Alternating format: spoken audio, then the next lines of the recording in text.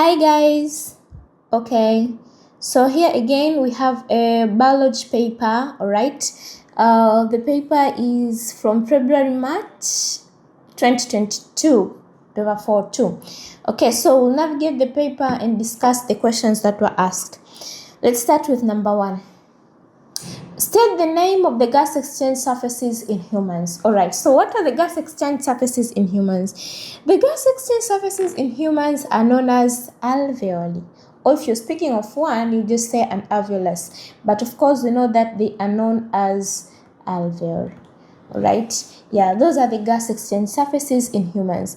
Then state 2 features of the gas exchange surfaces in humans. All right, so what are the features of the gas exchange surfaces in humans? The features of the gas exchange surfaces in humans are such that they do have a very thin surface to shorten the distance for diffusion, but also they have a very large surface area so that a large amount of gas is absorbed within a short period of time. They have enough blood supply, but also they have very good ventilation or oxygen supply. So 2 features will include large surface area. They have very large surface area, but also they have very thin surface or membrane. All right, yeah, so those are 2 features for the gas exchange system. B says figure 1.1 is a diagram of the gas exchange system in humans. So the diagram we see over here, it represents the gas exchange system in humans, and we can see some parts labeled. We have the trachea, we have the diaphragm. All right, so it says here, draw a label line and letter X on figure 1.1 to identify the external intercostal muscles. All right, so the external intercostal muscles are definitely these ones here, all right, on the outside. So we'll label them X. Okay, state the name of the tissue that forms C-shaped structures in the wall of the trachea and state its function. So the tissue that forms the C-shaped structures over here, these ones here, these are the C-shaped structures. These ones here are cartilage, all right? So we'll state here cartilage. But what is the function of the cartilage? The function of the cartilage is to prevent collapse of the trachea or of the airways. So their function is to prevent collapse. Okay, Roman 3 says describe the effects of the thorax on the thorax of contraction of the diaphragm. All right, so when the diaphragm contracts, all right, here, it means when it contracts, it's kind of moving downwards. All right, so what is happening? Volume in the chest increases. All right, so when diaphragm contracts, we know that volume increases, but when volume increases, the pressure usually decreases. So contraction of the diaphragm results into increase in volume but also decrease in pressure. All right, C says table 1.1 compares the composition of inspired and expired air. We have the gases and we have the percentage. Row 1, which has nitrogen, percentage inspired is 78 and expired is 78. Then we have the other one, which is percent inspired 21, percent expired 16. Now what is this gas? We know that this gas is oxygen, so we'll fill it there. Then we have C, which has percentage inspired as 0.04 and expired is 4%. The name of this gas is definitely carbon dioxide, so we'll state here carbon dioxide. All right, and then we have D, which has a blank, and then we have variable, inspired and saturated expired. This part here represents water vapor, so we will write water vapor. Okay, we have completed the table.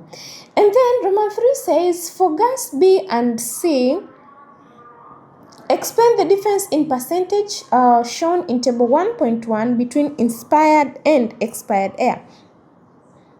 Okay, so we see that gas B was oxygen. Okay, percent of inspired and expired air. So when you look at oxygen, percent of inspired air is 21, but percent of expired air is 16, because oxygen is used in the process of respiration. That's why we expire a less amount. But when we come to carbon dioxide, percent of inspired air is 0.04, but percent of expired air is 4%. Why? Because carbon dioxide is a product of respiration. That's why its content increases. So we say here percent of oxygen gas expired is less to that inspired, as it is used for respiration process. Okay, then we go to carbon dioxide. Carbon dioxide expired is higher than inspired,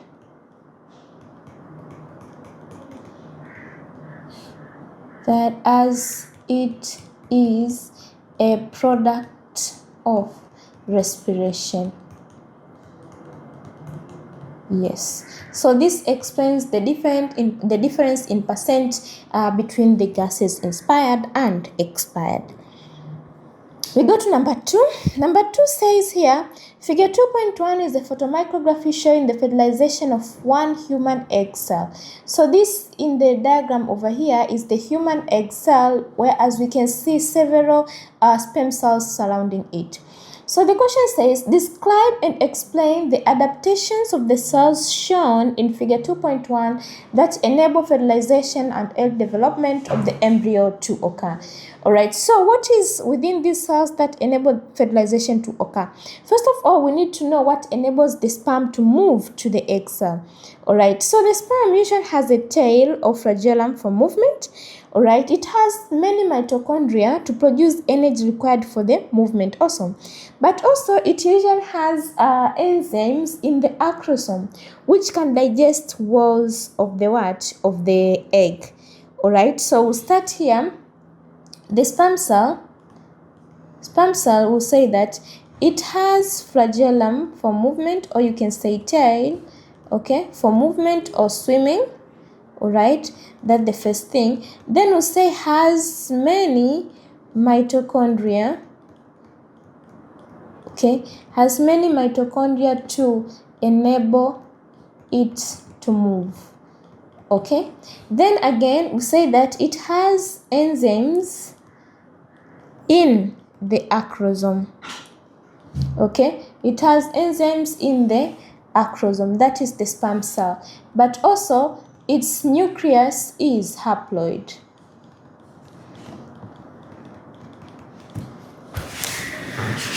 Okay, that was the sperm cell. What about the egg cell? Alright, so we'll light again the egg cell. What are the features in it?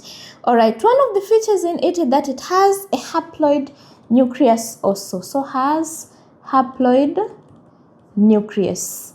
Apart from having haploid nucleus, we know that the egg cell also is surrounded by a jelly coat. Alright, why does it have a jelly coat? So as to prevent more than one sperm from fertilizing it. Alright, yes. Okay, so has jelly coat. Has jelly coat to prevent fertilization of more than one sperm. To prevent fertilization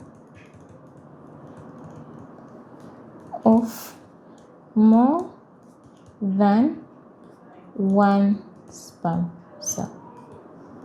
Yeah, so those are the features that you'll find on these cells that act as adaptations to them.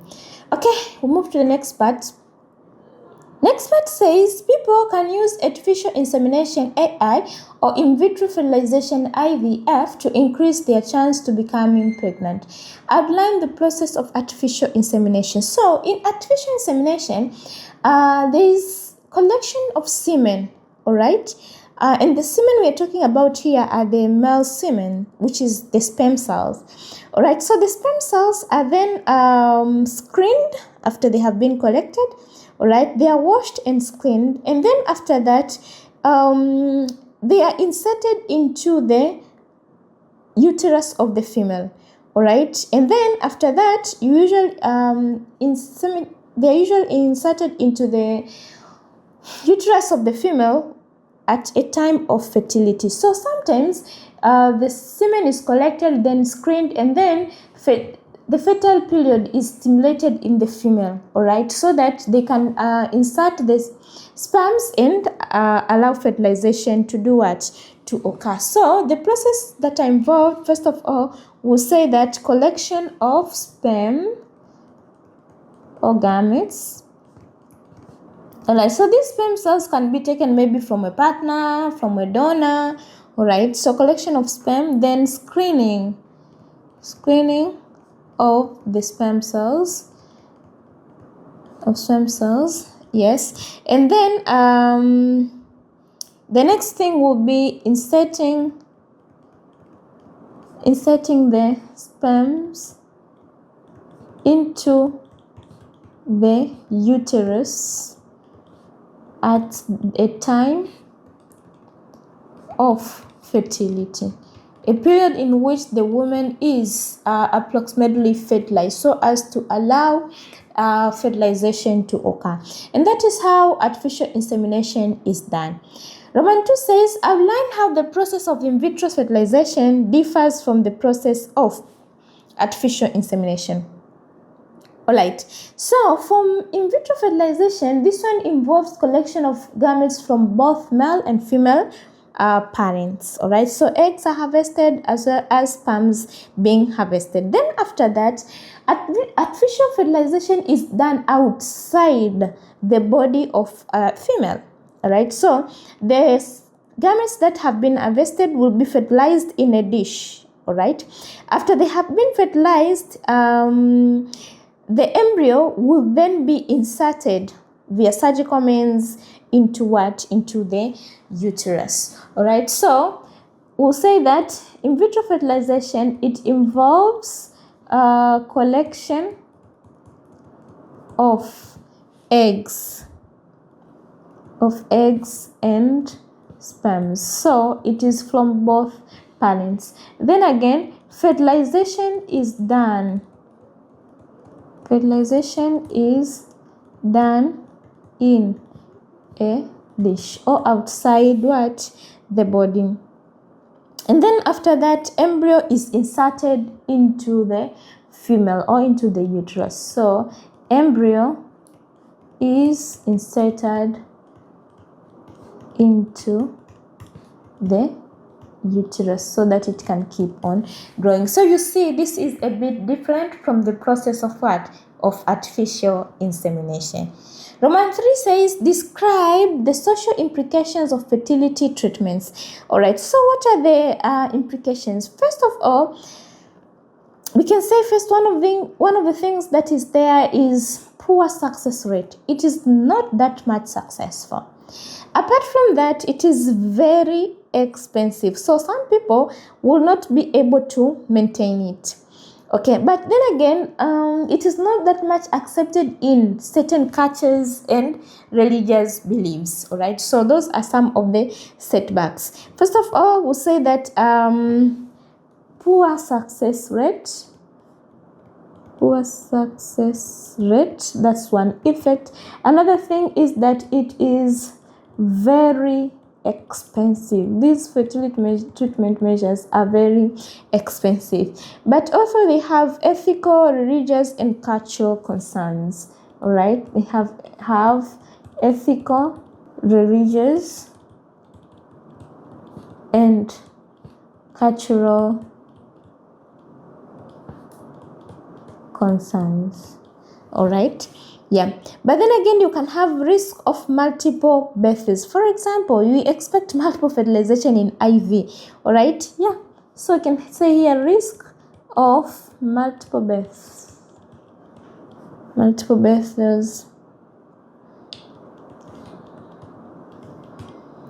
Okay, yeah, those are some implications of it. Yeah, and we can also have some positive effects. For example, when we have multiple fertilization of multiple eggs, at the end of the day, these ones can be used for medical research. All right, so spare embryos can be used for medical researches. All right, spare embryos can be used for researches. Yeah, this could stand as a good implication into the society. All right, so let's move further. Question 3 says, a scientist investigated the effect of temperature on mass of leaves picked from a tree plant, Camellia sinensis. 3 samples of leaves are picked and the mass of each sample of leaves was recorded. Each sample of leaves was kept at a different temperature for a few hours. After 4 hours, the mass of each sample of leaves was measured and recorded again. The scientists then calculated the mass as a final percentage of the initial mass for each sample. Figure 3.1 shows the results. You can see the final mass as a percentage of the initial mass. And then you have the temperature at which the leaves were kept. Now we have to explain the results that we see on this table over here. All right, so we can see that as temperature increased, the rate of mass also did decrease. All right, you can see when temperature was approximately, let's say like 5, the mass was 90, but when temperature was approximately 30, you can see the temperature was at almost 80. Why did the mass decrease? The mass decreased because there's increased rate of loss of water through the process of transpiration. All right, now in order for transpiration to increase, it means the rate of evaporation within the leaves has also done what? Has also increased. All right, so the observation we can state over here will say that the rate of transpiration increases resulting from increase in temperature. All right, and the mass also increased. So we'll say that as temperature increased,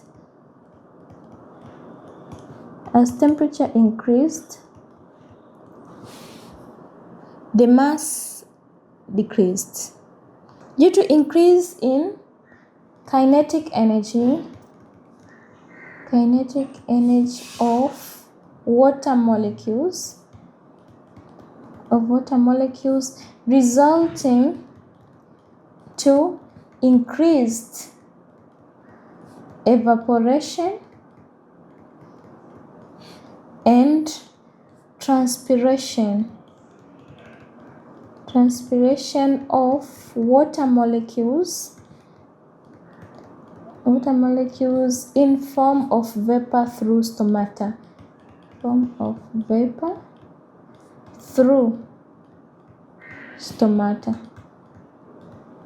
Yeah, so this is what is happening from this graph. Mass is decreasing because of increase in temperature, and it results from continuous energy gained by water molecules. So the water molecule will then change into a gas and then be lost through transpiration process through the stomata of the leaves.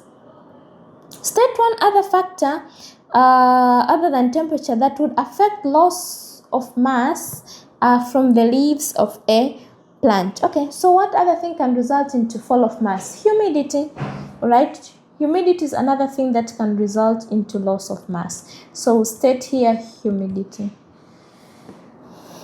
Okay, B says figure 3.2 is a photomicrography of the tissue that transports water and mineral ions in plants. We can see this tissue over here. It is meant to transport water and minerals. Then state the name of the tissue shown. All right, so as we can see here, this tissue kind of forms a long continuous vessel, all right, which is kind of joined end to end, and we can see there's nothing in there. So this tissue is definitely a xylem. All right, so we'll state here that this is a xylem.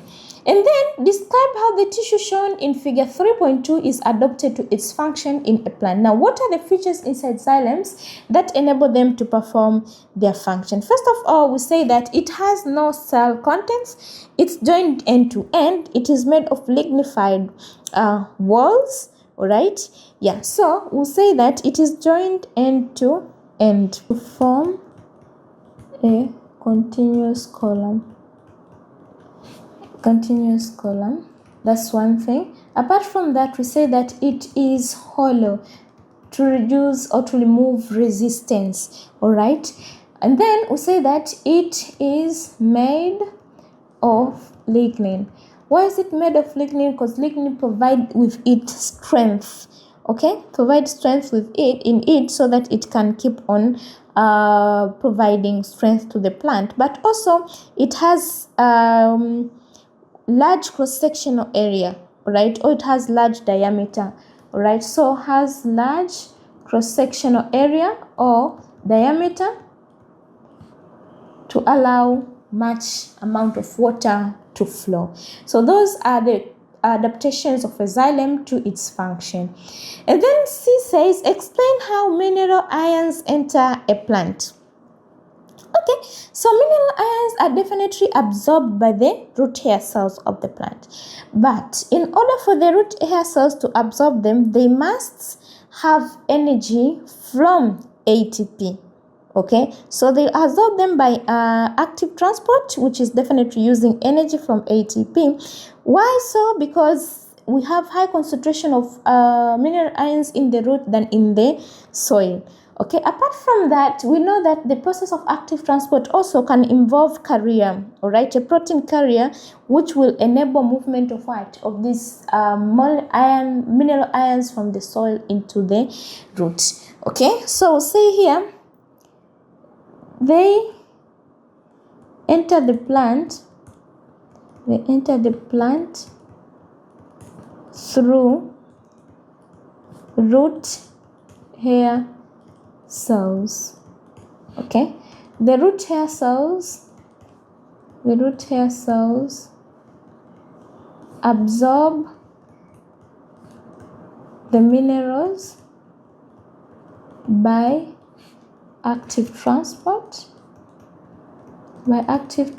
which uses energy from ATP,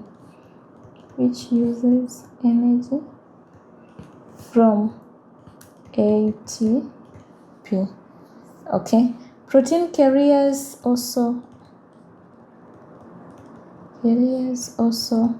carry mineral ions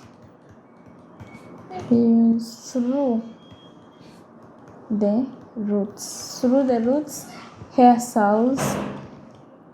root hair cells during the process of active transport.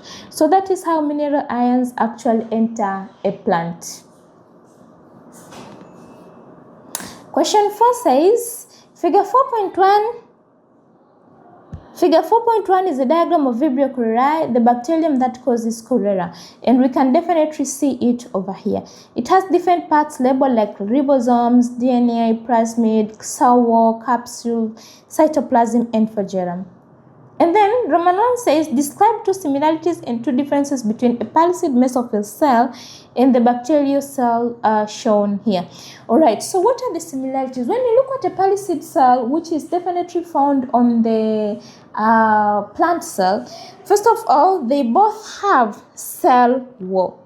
Okay, so similarity number 1 will be what? Cell wall. You can definitely see a cell wall on this cell over here. Alright, you can definitely see it over here. Alright, but apart from having cell wall, they all have cell membrane. Alright, so similarity number 2 will say that they have cell membrane among the many things that are similar to them. But we can also see cytoplasm. They all have cytoplasm, right? Yeah, then we come to differences. One of the differences that we can see over here is that there is no flagellum on plant cell. Okay, or on what? Mesophyll cell. So we'll say here, no flagellum on palisade cell. That's the first difference. Apart from that, we can also say that the palisade cell does not have plasmid. Okay, yeah, so we'll say that again. No plasmid on palisade cell. Yeah, so these are the differences that are existing between these two cells. Okay. Roman 2 says, explain how cholera bacterium causes diarrhea. Alright, so cholera bacterium usually releases a toxin. This toxin results into production of chloride ions. Increase of chloride ions in the lumen causes water to move by osmosis process into the lumen. Alright, this water will then have to move out of the intestine as watery feces, which can in turn be termed as diarrhea. Alright, yeah, so we'll say here the cholera bacteria produces a toxin. The toxin causes production of chloride ions. Okay. Chloride ions lower water potential in the intestines. Lower water potential in the intestines. Hence, water moves into them by osmosis process. Okay, this water is then released as water feces or diarrhea. This water is passed out as water feces known as diarrhea. Yeah, so that is how cholera bacterium can result into diarrhea. Okay, B says a scientist tested the resistance of one strain of a bacteria to different antibiotics. The scientist tested solutions of 5 different antibiotics A to E. She soaked a paper disc in each antibiotic solution. The paper disc with antibiotics were placed in a petri dish containing bacteria on a jar gel. Figure 4.2 is a diagram of the appearance of a petri dish after 48 hours. The shaded areas show where bacteria grew.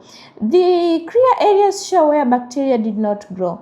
Alright, so the shaded area shows where bacteria grew, while the clear area shows where bacteria did not grow. Alright, so the strain of bacteria used in this investigation causes a disease. Using the information in figure 4.2, explain why antibiotic E would be the most effective of treating this disease. Alright, so this would be the most effective E here because it has a large clear area, and we know that clear area is where bacteria did not grow. So I would say that it has a large clear area, which means it is part that bacteria did not grow.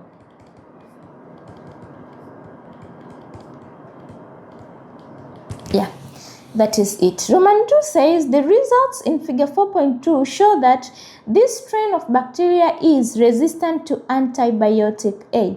5 years ago, a similar investigation found that the clear area for antibiotic A was the same size as antibiotic B. Alright, so antibiotic A was the same as B, like that, but now it has decreased in size.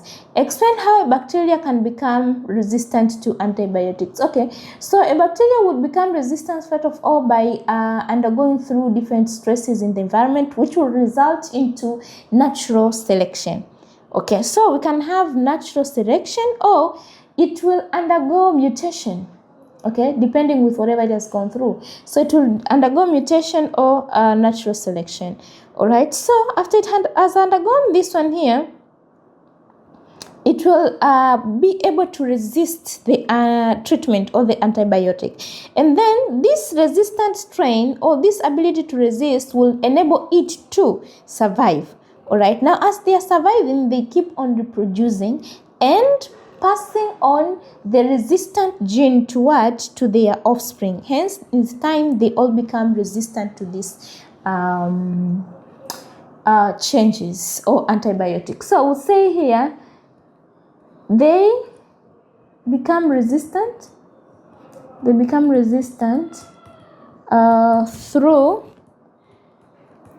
mutation and natural selections.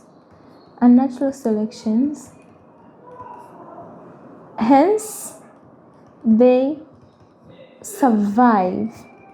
They survive and reproduce, passing their resistant strains, resistant genes to their offsprings. Okay, as a result, the offsprings will not be affected by the antibiotic.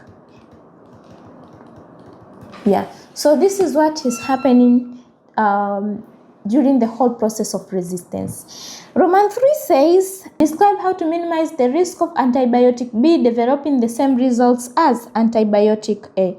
Okay, so in order to minimize the ability of it becoming resistant, also first of all, complete the dose. Okay, make sure that the dose is completed, and also only take when needed, not just for leisure or when a person feels like. Okay, they should take when needed. So we can say here, complete the course. All right, yeah, which means that you only take antibiotics when needed and make sure that you complete the dose. All right, let's move to the next question. Question 5 says, the Arabian oryx and the northern white rhinoceros are both mammals. Figure 5.1 is a photograph of the Arabian oryx, and 5.2 is a photograph of northern white rhinoceros. Alright, so here, describe two pieces of evidence visible in 5.1 and 5.2 to show that these animals are mammals. First of all, when you look at them, you can see that they have big ears, right? Big external ears. Apart from that, they have hair. You can see hair over here. You can see hair like structure on the ears and also this part over here. So they have external ears. Okay. They have external ears, but also they have hair. Okay. Yeah. B says different conservation methods are used to try to prevent species from becoming extinct. A population of Arabian oryx and population of northern white rhinoceros were monitored. Figure 5.3 shows how the population size of each species has changed over time. Okay, so the dotted line is like northern white rhinoceros and the other one is the Arabian oryx. And as we can see, there was a time when the species number was way low, but with time, let's start with the Arabian oryx, the number of Arabian oryx has increased. However, for the white rhinoceros, the species number was way low in almost the 1980s. Then it increased to a very good number in the 2000s, but then again, it is approximately very low in 2020. All right, so Roman 1 says calculate the percentage increase in number of Arabian oryx between 1990 and 2000. All right, between 1990 and 2000. So what was the number in 1990? Here, 1990 was here. All right, so we can assume that maybe this was this is 50. All right, we can assume here is approximately 75. All right, so if here is 75, that was 1990. can say 1990, the reading was almost 75. And then in 2000, right? 2000 here, Arabian oryx. Arabian oryx was approximately equal to almost 260 over here. All right, so the year 2000, it was approximately equal to 260. Now we find the difference over here, so it will be 260 minus 25, we get 185. So we'll take the year 2000, which was 260, minus the year 1990, which was 75, divide to the reading of 1990, which was 75. The whole answer here, we multiply it to 100. So that then will be 246.66. But give your answer to 3 significant figures. So to 3 significant figures, it's approximately equal to saying 247. So the answer here will definitely be 247. Okay, we move further. Describe the data for the northern white rhinoceros in figure 5.3. Okay, so we can see here in the diagram that there was a low number of the northern white rhinoceros in 1980, but the number kind of increased rapidly from 1980 to almost 1997, 96 over here. But then again, the number increased way rapidly to a very big number in the year around 2003 over here.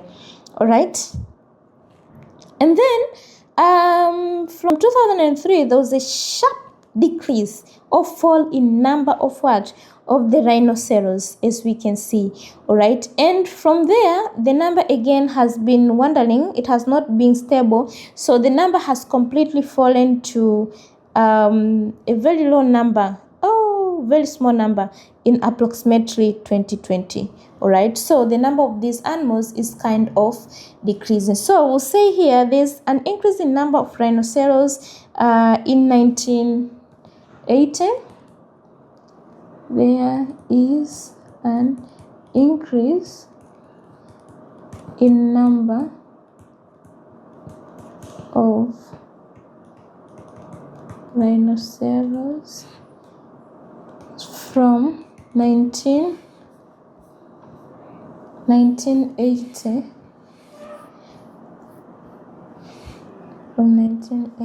and a step increase to 2003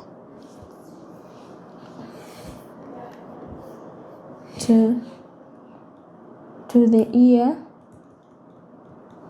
2003. However, from 2003, the number has decreased very rapidly,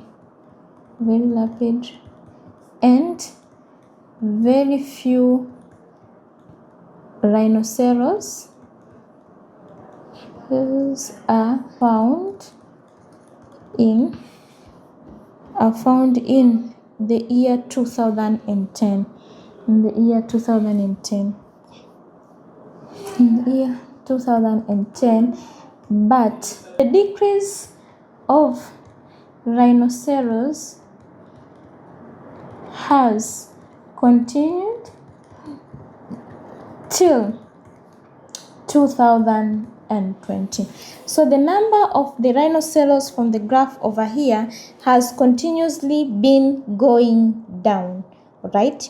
Yeah, so that is what we have seen from this graph. Okay, so we move. Suggest the conservation methods that were used to increase the number of Arabian oryx between 1978 and 2000. All right, so one way in which they can have increased this is through captive breeding or breeding programs that allow the animals to do what? To reproduce. So we'll say one way here is through captive breeding. Okay, captive breeding. That's one way. Apart from captive breeding, we have education, provision of education on the importances of conserving these species. Okay, so provision of education. Okay, but also enaction of laws that prevent these animals. All right, so laws to preserve the animals. Okay, laws to preserve the animals through limiting hunting and other things. Okay, yeah, and also protecting their habitats. Okay, protecting their habitats. Yeah, so these are the ways that can have been used to conserve the Arabian oryx. And then this says explain the risks to the northern white rhinoceros species as a result of its population size. Now, because the population size has decreased so much, one thing we can expect is inbreeding among themselves, okay, which will result into lack of genetic variation. Okay, so inbreeding will result into lack of genetic variation. They'll all look the same. Okay, and you know the effect of them looking the same, they can easily be affected by diseases. So the lack of genetic variation, we can say that it increased rate of genetic diseases. All right, because they all look the same, so there is no resistance among them.